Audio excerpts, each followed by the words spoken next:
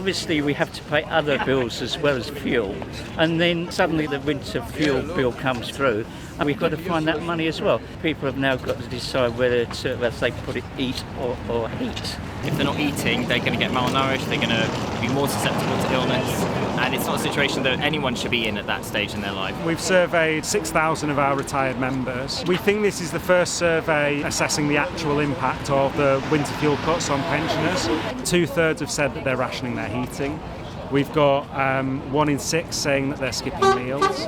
About a quarter are saying they're feeling more depressed or stressed or anxious as a result. Quite frankly, we're astonished just how severely the cuts are affecting people. People are saying that they feel betrayed. They've worked all their life, they've paid into the system all their life, and now they've had their money cut by a party that they voted for all their life. Now we're coming towards the end of our lives. I'm sure we are entitled to some sort of respect. We want to live the rest of our lives in some form of dignity and keep warm.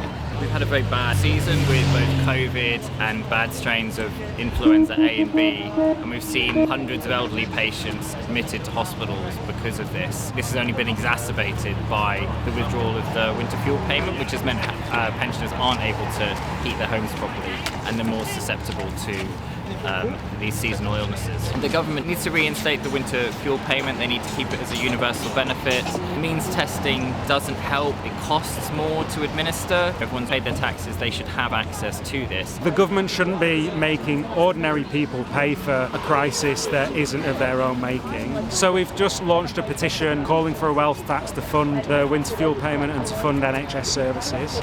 The government have the power to do that. They were elected on a mandate of change. By putting 1% tax on those really, really rich people, they can then pay the winter fuel allowance for the people who need it, but they can solve this problem of the £22 billion black hole which they keep going on about.